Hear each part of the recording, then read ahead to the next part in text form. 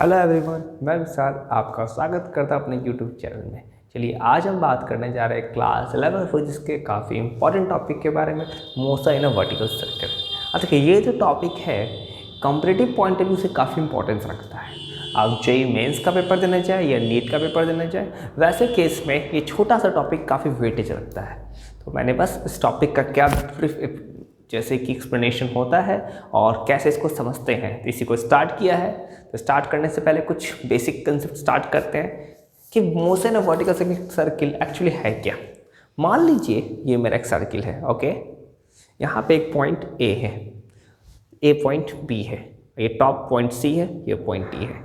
अब यह कहानी क्या है कि इस टॉपिक में पूछता है क्वेश्चन में कि कितना मिनिमम वेलोसिटी दूँ मैं ए पे, मीन्स बॉटम पॉइंट पे, कि बॉडी टॉप पे चला जाए इन केस कि पूरा का पूरा सर्किल कंप्लीट हो जाए। कितना दूँ मैं, घूम फिर के पूरा सर्किल बन जाए। अगला कंसेप्ट, कितना वेलोसिटी दूँ मैं यहाँ पे कि बॉडी यहाँ और यहाँ के बीच में ऑसिलेट करने लगे, ऐसे ऐसे बॉडी ऑसिलेट करना स्टार्ट कर दे। फिर कितना वेलोसिटी दूँ कि बॉडी इस सेकेंड क्वाड्रेंट, जैसे ये हमारा क्वाड्रेंट में डिवाइड करे कि ये फर्स्ट सेकेंड थर्ड फोर्थ, इस बी और सी के बीच में ऑसिलेट करने लगे। बस इस सारे कंडीशंस को ड्राइव करने का ये कंसेप्ट है। और ये कंसेप्ट इसलिए भी इंपॉर्टेंट हो जाता है क्योंकि दो चैप्टर्स का टॉपिक इंक्लूडेड है इसमें। जैसे ये वाला पार्ट जो लिखा है मैंने, पूरा का पूरा सर्कुलर मोशन से है, सर्कुलर मोशंस के डायनामिक्स से कौन कौन सा फोर्स इंक्लूड होता है सर्कुलर मोशन में। फिर दूसरा वाला पार्ट जो यूज किया मैंने, energy conservation in the sense कि वर्क एनर्जी चैप्टर का भी कंसेप्ट है। तो स्टार्ट करते हैं टॉपिक। चलिए समझते हैं कैसे बनेगा सवाल। ये रहा टॉपिक, चलिए ध्यान से समझिएगा कंसेप्ट क्या कहता है। जैसे मान लीजिए एक पॉइंट ए यहाँ पे है, मतलब बॉटम पे यहाँ पे ए है। चलिए हुआ क्या कि यहाँ पे वेलोसिटी मैंने यू दे दिया है, ऐसे यू, और मुझे पूछेगा ए से बी जाना है, फिर सी जाना है, फिर टी, मतलब कंप्लीट सर्किल करना है। तो इस प्रॉब्लम क्या है कि मेरे साथ कि मुझे ये नहीं पता है इन सवालों में कि बी पे क्या टेंशन आएगा। टेंशन आप जरूर जानते होंगे। टेंशन एक ऐसा फोर्स है जिस फोर्स के हेल्प से हम लोग कोई भी चीज़ आपस में कनेक्टेड हो, रस्सी के सपोर्ट से, या बोले रस्सी, थ्रेड, बेल्ट, ऐसा कोई कनेक्शन हो दो चीज़ के बीच का, डायरेक्ट टच ना हो, किसी दूसरे का सपोर्ट का टच हो। जैसे हमारा पंखा चलता है रड के सपोर्ट से। ट्रेन्स के जितने भी ट्रेन्स के दो बोगीज होता है उनके बीच का जो फोर्सेस है वो कनेक्टेड होता है टेंशन से। तो यहाँ टेंशन कंसेप्ट क्या है, देखिए लग रहा है एक मास है यहाँ पे, और इस मास को कनेक्ट कर दिया मैंने रस्सी से, रस्सी के सपोर्ट से जा रहा है, और रस्सी हमेशा क्या लेके आएगा, टेंशन। और टेंशन का ब्रीफ एक्सप्लेनेशन कर दूं मैं कि tension always away from the body लगता है। ये मास यहाँ है तो यहाँ लगेगा, अवे फ्रॉम द बॉडी। चलिए स्टार्ट करते हैं कंसेप्ट को। जैसे मान लीजिए सबसे पहले मैंने ये सोचा कि मुझे कंप्लीट सर्किल में जाना है। सबसे आसान अप्रोच क्या है, हम मान लें ये बॉडी किसी पॉइंट पी पे है, पॉइंट पी पे यहाँ पे। फ़ायदा क्या है कि मान लीजिए पी पे ऐसे थीटा एंगल बना रहा है, ऐसे जैसे पी पे यहाँ की जगह बॉडी यहाँ पे है, यहाँ पे थीटा एंगल पे है। अब सोचिए, अब कहानी क्या है कि यहाँ पे बॉडी थीटा एंगल पे है और टेंशन ऑलवेज क्या लगता है, away from the body, tension away from the body. चलिए mg क्या होता है, फोर्स ड्यू टू ग्रेविटी, हमारे पृथ्वी का फोर्स।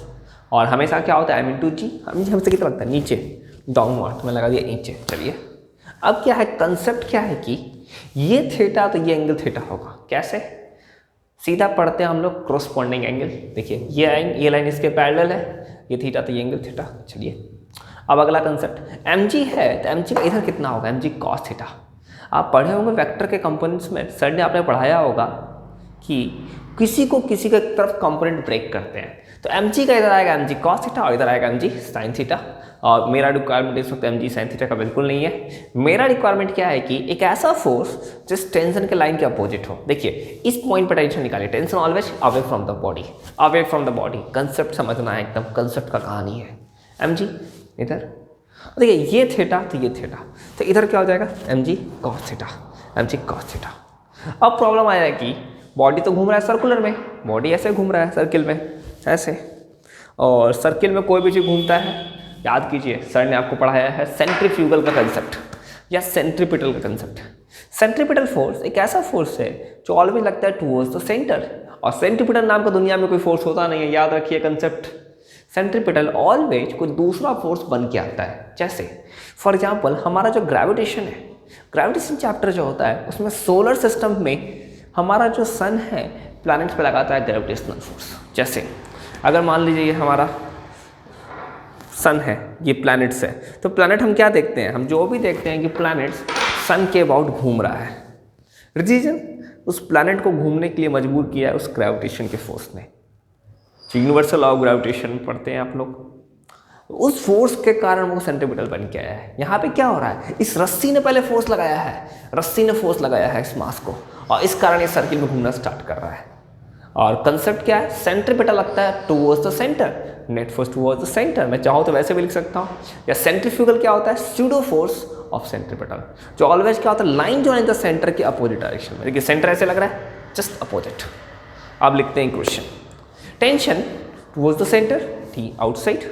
और अभी आपने देखा, क्या देखा, mg का इधर कंपोनेंट क्या होता है, mg cos थीटा। चलिए, और हमें क्या पता है, mv²/r। याद कीजिए सेंट्रीपिटल का फार्मूला या सेंट्रीफ्यूगल का। चलिए, अगर मैं सेंट्रीफ्यूगल मानूंगा तो अवे फ्रॉम द सेंटर लगाऊंगा। तो याद रखिए सेंट्रीपिटल सेंट्रीफ्यूगल में कोई लॉजिक डिफरेंस नहीं है, बस कंसेप्ट्स का अंतर है। रीजन हम बॉडीज को कहाँ से देखते हैं, एक्सेलरेटेड फ्रेम से देखते हैं या नॉन एक्सेलरेटेड फ्रेम से। चलिए, ये लगा आउटसाइड। अब लिखिए equation, tension towards the centre, mg इधर लग रहा है, mg का इधर कंपोनेंट mg cos थीटा। देखिए टेंशन इधर लग रहा है, mg cos थीटा इधर लग रहा है, mv² भी इधर लग रहा है। अब लिखते हैं इक्वेशन। इक्वेशन क्या कहता है कि t = mg cos theta plus mv²/r। चलिए, इसको मैंने यहाँ इक्वेशन ये लिख दिया, तो अंदर ले जाते हैं -mg cos थीटा mv²/r। चलिए, इक्वेशन नंबर 1। अब देखिए प्रॉब्लम क्या है, प्रॉब्लम क्या है कि t भी अननोन है और ये v कहाँ का वेलोसिटी है, इस p पॉइंट का। मुझे u का पता है, p पॉइंट का वेलोसिटी नहीं पता है। 2 अननोन, 2 वेरिएबल, मैथ्स का 2 इक्वेशन। दूसरा इक्वेशन कहाँ से लगाया, एनर्जी कंजर्वेशन। जैसे देखिए क्या हुआ है, बॉडी यहाँ था, पहले यहाँ था जो बॉडी, कुछ देर यहाँ चला गया है, ऐसे यहाँ गया तो कुछ हाइट बढ़ा है, क्योंकि यहाँ पे इसका क्या है, काइनेटिक एनर्जी। मैंने यहीं पे ओरिजिन ले लिया है, और ओरिजिन लेने पे यहाँ का पोटेंशियल एनर्जी कितना होता है, 0। अब देखिए काइनेटिक एनर्जी हाफ है u²। अब बात करें p पॉइंट पे, p पॉइंट पे क्या हुआ, एक नया वेलोसिटी आया है v, और काइनेटिक एनर्जी हमारा क्या होता है, हाफ mv²। अब देखिए हाइट, सब मेन लॉजिक का हाइट का। बॉडी यहाँ से इस हाइट तक गया, मान लीजिए पॉइंट कुछ भी है, a है, ये p या AE। देखिए ये लाइन पैरेलल है, मतलब मेरा हाइट AE है। अब लगाइए थोड़ा सा ट्रिग्नोमेट्री का। देखिए ये लाइन OP रेडियस है, चलिए रेडियस है, R का इधर क्या कंपोनेंट आएगा, R cos थीटा। मतलब इसको देखिए क्यों पता, देखिए अब कंपोनेंट कैसे तोड़ते हैं, तो थोड़ा भी कंफ्यूजन हो। देखिए OP लाइन है, थीटा जो एंगल बन रहा है इस लाइन के साथ बन रहा है OE। थीटा जिस लाइन से बनता है उसके तरफ ऑलवेज cos थीटा आता है। देखिए यहाँ mg है, थीटा बन रहा है इस लाइन से, यहाँ है mg cos थीटा। OP है, थीटा बन रहा है इस लाइन से, OP क्या है, OP cos थीटा। चलिए, मतलब OP है, OP cos थीटा। OP का लेंथ कितना है, रेडियस, तो ये हो गया R cos थीटा। अब सोचिए सर्किल है तो ऑलवेज OA, ये वैल्यू कितना होगा, रेडियस, यहाँ से यहाँ R है, ये लेंथ R cos थीटा। ये कितना बचा, R minus R cos theta. R means common ले लें, 1 माइनस cos थीटा। ये आ गया एनर्जी कंजर्वेशन का इक्वेशन। अब देखिए बेसिक लॉजिक याद रखिएगा, एनर्जी कंजर्वेशन हम लोग तभी यूज कर रहे हैं यहाँ पे क्योंकि नॉन कंजर्वेटिव फोर्स नहीं लग रहा है। आपको सर ने पढ़ाया होगा, नॉन कंजर्वेटिव मतलब दुनिया का अपोजिंग फोर्स, ऐसा फोर्स जो चीज़ों को अपोज करता है। और कभी भी हमारे किसी सवाल में कोई अपोजिशन का फोर्स ना हो तो वैसे कैसे हम बोलते हैं एनर्जी कंजर्व होता है, और कंजर्वेटिव फोर्सेस में ही मैकेनिकल एनर्जी कंजर्व होता है। कंसेप्ट एकदम याद रखिएगा, सर ने आपको जरूर पढ़ाया होगा प्रूफ करके। चलिए यहाँ बात करता हूँ इसके बारे में। देखिए ये कितना आ चुका है, 0, यहाँ रेफरेंस है, ये आ गया इतना 1 माइनस cos। अब सॉल्व करेंगे u²। देखिए अब मैंने क्या किया, इसको ऐसे IGT रख दिया। देखिए प्रॉब्लम क्या है, mv² है, मैं क्या करूँ, यहाँ से mv² का वैल्यू निकालो, वहाँ सब्स्टिट्यूट करो। क्या करना होगा, देखिए m u² इधर है, 2 LCM ले लीजिए, 2 कटा और यहाँ आ जाएगा 2 mgr 1 माइनस cos थीटा। अब देखिए मुझे क्या चाहिए था, M B square. M B square का वैल्यू निकालेंगे तो क्या हो जाएगा, एम यू स्क्वायर। चलिए, और माइनस जाके -2mgr 1 माइनस कॉस थीटा। आगे क्वेश्चन नंबर 2। अब देखिए कुछ नहीं करना है, प्रॉपर मैथ्स बनाना है। इस इक्वेशन के वैल्यू को यहाँ सब्स्टिट्यूट करना है। चलिए सब्स्टिट्यूट करते हैं। चलिए, टी क्या इक्वेशन है, एम जी कॉस थीटा। देखिए प्रॉपर मैथ्स है, डरिए नहीं, बस फिजिक्स यहीं पे खत्म हो गया कहानी, अब मैथ्स है। एम वी स्क्वायर भैया, देखिए 1/r कॉमन है, एम वी स्क्वायर का वैल्यू कितना आ रहा है, इतना आ रहा है। सब्स्टिट्यूट करूंगा भाई क्वेश्चन नंबर 2 से, M U square -2mgr 1 minus cos theta. चलिए, इतना बड़ा सही क्वेश्चन है। देखिए मेन पर्पस निकाल के आ रहा हूँ मैं कोशिश कर रहा हूँ कि हर पॉइंट पे टेंशन पता चल जाए। टेंशन पता चल जाएगा तो मुझे आइडिया हो जाएगा सवाल कैसे सोचना है। चलिए, अब क्या करना है, देखिए क्या करना है, यहाँ पे आया, इसको सॉल्व करने जाएंगे।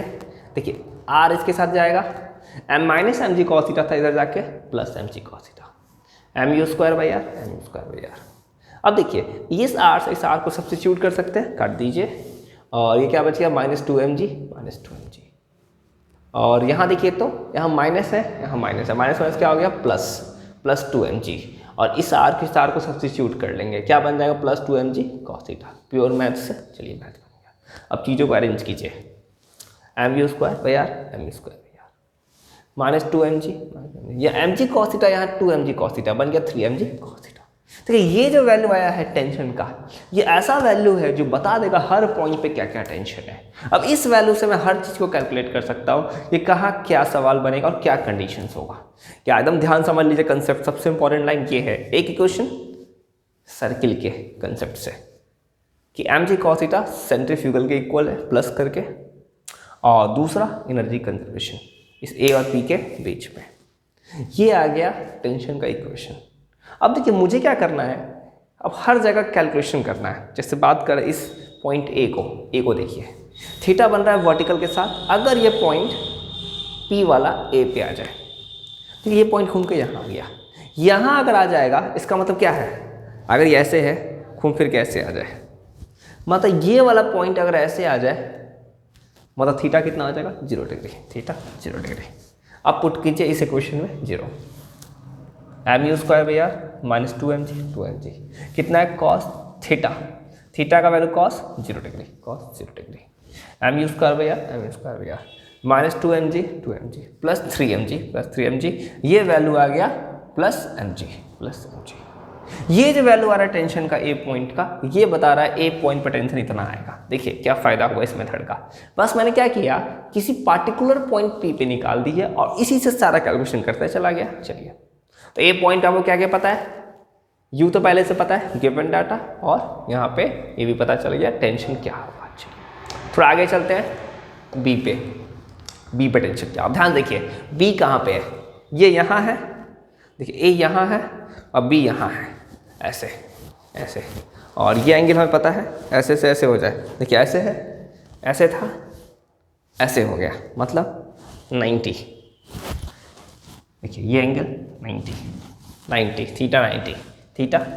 चलिए अब 90 पे चलते हैं। चलिए ध्यान से देखिए, एम यू स्क्वायर भैया -2mg, यहाँ क्या पुट करेंगे, कॉस 90 कितना होता है, 0 कितना आ गया, एम यू स्क्वायर भैया, देखिए -2mg, ये -2mg, ये हो गया बी पॉइंट का टेंशन।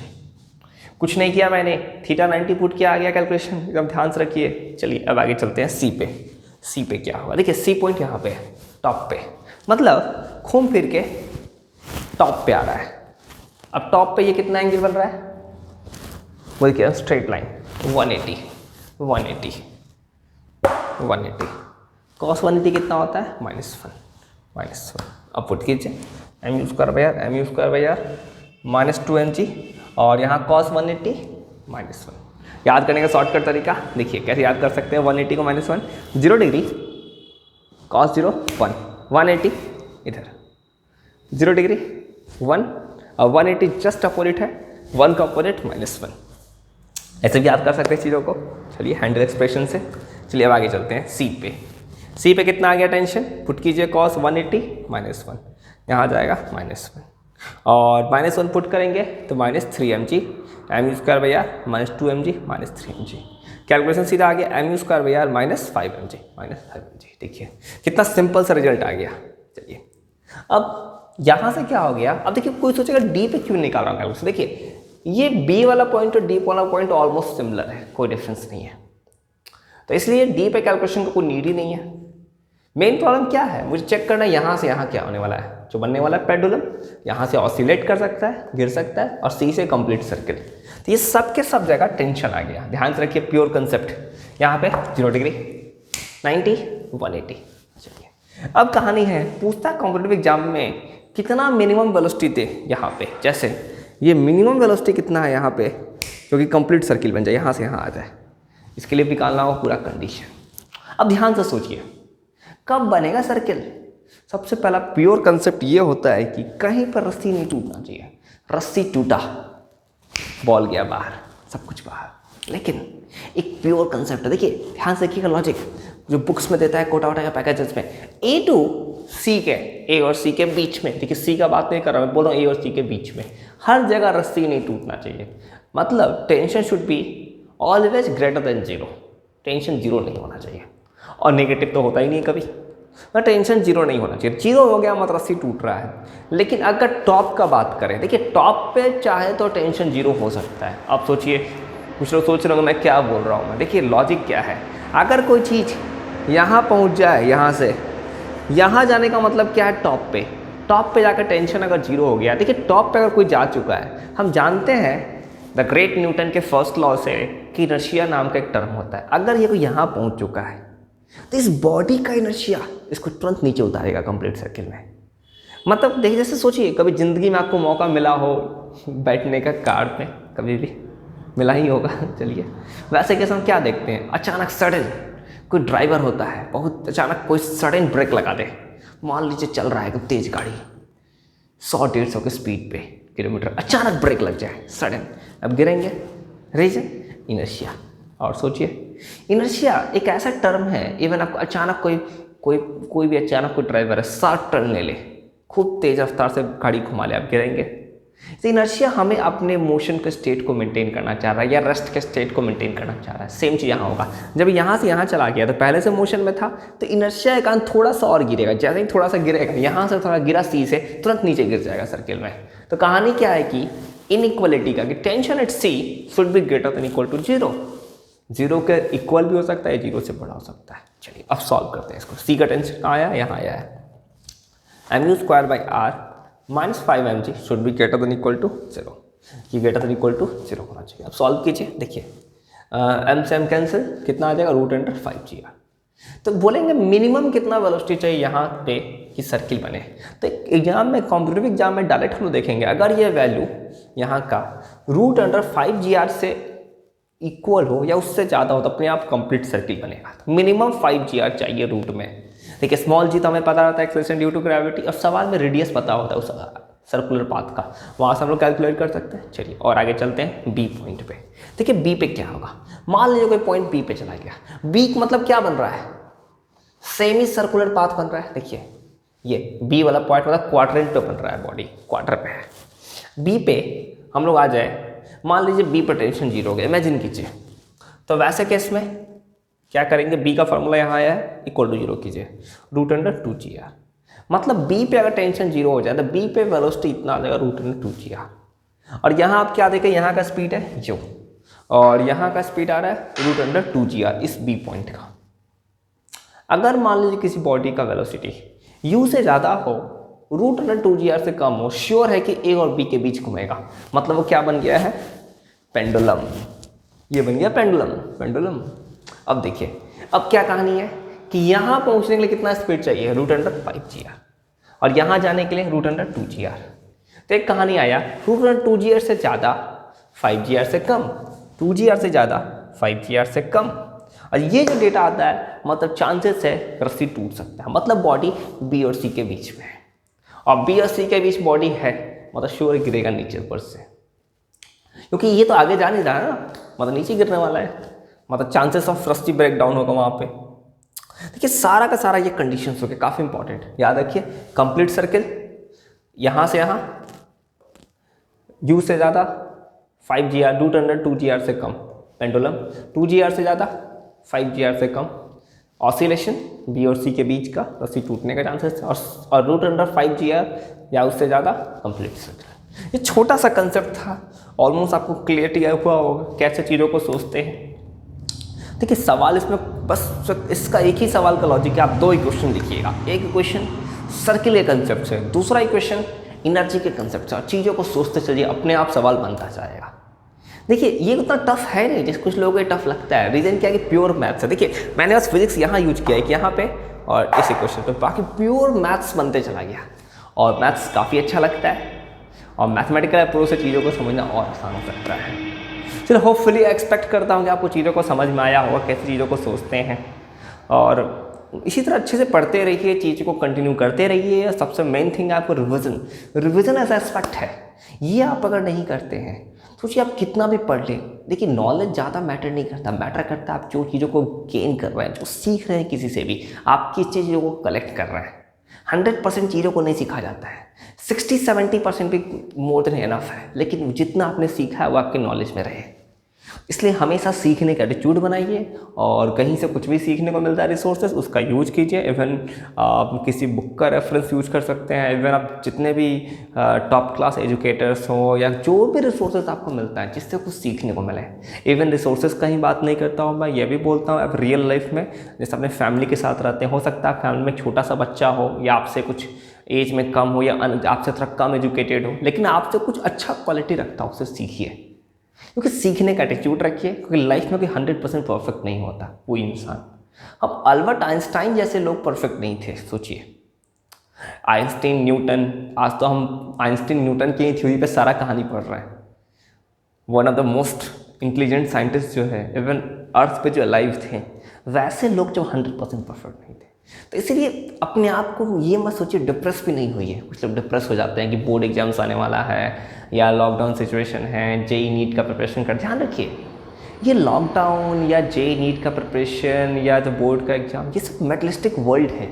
सबसे मेन थिंग आप एक ही बात याद रखिए, आपको बस अपना बेस्ट देना है without caring for the results क्या आने वाला है।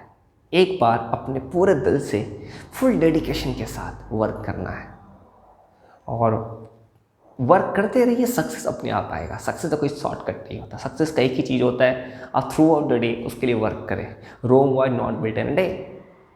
और सबसे मेन थिंग जो हर बार मैं इस वक्त वीडियो में बोल रहा हूँ, इस वक्त जो सबसे मोस्ट इंपॉर्टेंट थिंग है कोविड का केसेस। और इसलिए कोविड केसेस में अपने आप को, अपने फैमिली को बिल्कुल बचा के रखिए, क्योंकि याद रखिए अभी कोविड गया नहीं है हमारी कंट्री से। रिसेंटली मैं न्यूज़ सुन रहा था, अभी जैसे कि रिसेंट हमारे कंट्री में काफ़ी केसेस बढ़ा है, इवन हमारे कंट्री में नहीं यूरोपियन कंट्रीज में भी काफ़ी ज़्यादा केसेस बढ़ा है। तो ये वायरस को, अब जब तक ये वायरस जाता नहीं अर्थ से, कोशिश कीजिए अपने आप को वो टोटली प्रिकॉशन के साथ चले। कहीं पब्लिक प्लेस पे जाइए आप, इवन अभी तो शादी वादी का सीज़न चलता है अटेंड करने का, वैसे केस में कहीं भी चाहिए तो पब्लिक गैदरिंग जहाँ हो, सोचिए अपने आप को प्रोटेक्ट कीजिए। क्योंकि पूरा सोच लीजिए वो वायरस कहीं से भी आ सकता है, वायरस का कोई नीड नहीं है। देखिए वायरस है क्या, एक्चुअली इम्यून सिस्टम का गेन है पूरा का पूरा। जितने अपनी इम्यूनिटी को स्ट्रांग रखेंगे आप, जितने हैबिट्स को इम्प्रूव करेंगे, वो ज़्यादा बेनिफिशियल होगा इस वक्त। और जितना भी आपको हमारा जो ओरिजिनल फूड है उसको प्रेफर कीजिए, green leaves, green vegetables, even जो कि मेन हमें न्यूट्रिएंट्स प्रोवाइड करता है उनको प्रेफर कीजिए। ये जो स्पाइसी फूड्स, ये जो ऑर्गेनिक कंटेंट्स उन लोगों को अवॉइड कीजिए, क्योंकि वो सब हमारी इम्यूनिटी को वीक कर रहा है।